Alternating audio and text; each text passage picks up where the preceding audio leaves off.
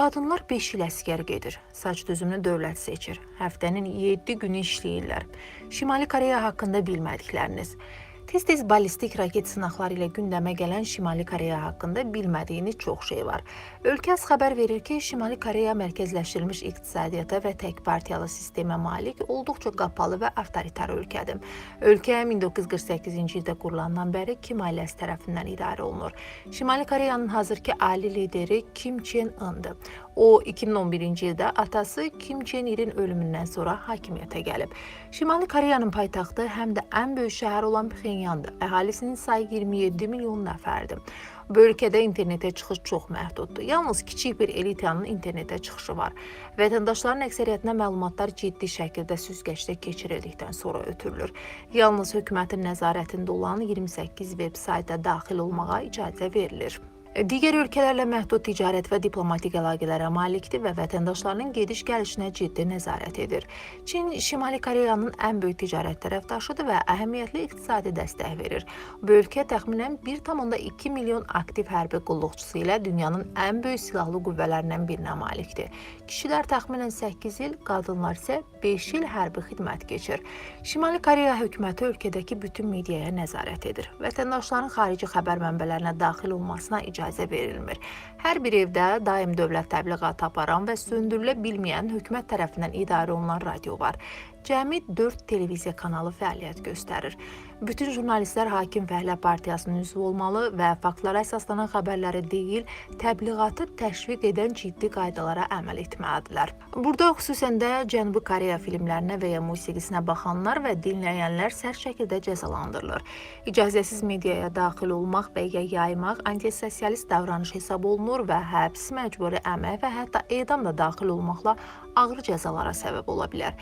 Dünyanın ən kasıb ölkələrindən biridir. Mərkəzləşdirilmiş planlı iqtisadiyyata və məhdud ticarətə görə adam başına düşən ümumi daxili məhsul aşağıdır, yoxsulluq geniş yayılıb. Lakin bu barədə məlumatlar gizli saxlandığı üçün tərtib edilən siyahılarda adı yoxdur.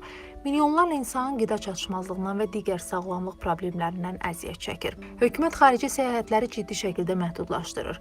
Şimali Koreyalılara hökumətin icazəsi olmadan xaricə getməyə icazə verilmir. Bu ölkəyə gələn hər bir xarici turist də ciddi nəzarət altındadır və onların hərəkəti məhdudlaşdırılır. Şimali Koreya çipli şəxsiyyət vəsiqələri ilə ölkədən qaçanları izləyir və vətəndaşların ölkə daxilində gediş-gəlişinə nəzarət edir. Yerli əhali həftənin 7 günü işləyir. Hesabatlar göstərir ki, bir çox kişi gündə təxminən 13 saat, qadınlar isə 6-8 saat arasında işləyirlər. Bu ölkədə insanlara nə edəcəyini, nə vaxt yemək yeyəcəklərini və vaxtlarını necə keçirəcəklərini deyən siren sistemi var. Sirenlər gündəlik həyatı tənzimləməkdə və vətəndaşlar arasında asayişi qorumaqda mühüm rol oynayır.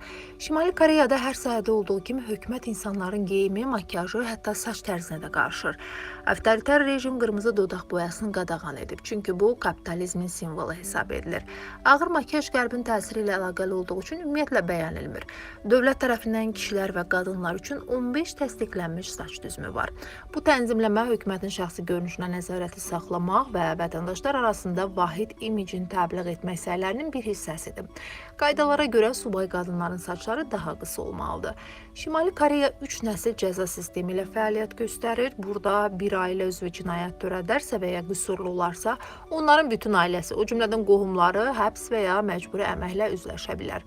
Pxenyan kimi bəzi şəhərlər Şimali Koreya həyatının ideallaşdırılmış versiyasını xarici qonaqlara nümayiş etdirmək üçün nəzərdə tutulub. Səhiyyə pulsuz olsa da zəif infrastruktur və resurs çatışmazlığı səbəbindən xidmət səviyyəsi çox vaxt qeyri-kafi olur. Əsas bayramlar 15 aprel, 2 Meysunun və 16 fevral Kim Chen-ilin ad günüdür. Hər ikisi möhtəşəm paradlarla qeyd olunur. Şimali Koreya 2006-cı ildən bəri dəfələrlə nüvə sınaqları keçirib və bu beynəlxalq sanksiyalara və gərginliyə səbəb olub. Koreya müharibəsi başa çatdıqdan sonra 34 mindən çox Şimali Koreyalı Cənubi Koreyaya qaçıb və bir çoxları ölkəni tərk etmələrinin səbəbi kimi insan haqlarının pozulmasını göstərib. Şimali Koreyanın Pxenyan vaxtı adlı öz saat qurşağı var. Şimali Koreyanın Juchev təqvimi 1912-ci il aprelin 15-dən onun qurucusu Kim Il-sung'un anadan olduğu tarixdən başlayır. Bu ölkədə toya hazırlaşan cütlük bir yer icarəyə götürmək üçün kifayət qədər varlı deyilsə, toylar adətən evdə keçirilir. Yeni evlənənlər foto çəkdirmək üçün kim liderlərinin heykəllərinə toy günlərini getməlidirlər. Doğum günləri qeyd olunur. Kim Ir-senin və Kim Çen İrin ölümünün ildönümlərində heç bir şənliyə icazə verilmir. Şimali Koreyada qadınlar üçün ən tələbatlı iş yol polisidir. ABŞ kapitalizmini təmsil etdiyi üçün burada mavi cins şalvarlar da qadağandır. Şimali Koreya öz vətəndaşlarını Cənubi Koreyanın modası, filmləri və musiqisi də daxil olmaqla hər şeydən uzaq tutmağa çağırır. 2021-ci ilə aid insan haqları hesabatına görə Şimali Koreya son 10 ildə ən azı 7 nəfəri K-pop videolarına baxdığına və ya yaydığına görə açıq şəkildə edam edib. Bundan əlavə Şimali Koreyada dövlət tərəfindən qadağan olunmuş mahnı kasetləri və CD-lər ləğv edilib. İcazə verilən bir neçə mahnı var, onların əksəriyyəti ölkənin siyasi ideallarını təbliğ edir. Burada kompüterlər çox bahalıdır və almaq üçün dövlətdən icazə almaq tələb olunur. Ölkənin paytaxtı Pxenyanda metro yerin 110 metr altında yerləşir və dünyanın ən dərin metro sistemlərindən biridir. O qədər dərindir ki, stansiyalar bomba sığınacağı kimi nəzərdə tutulub.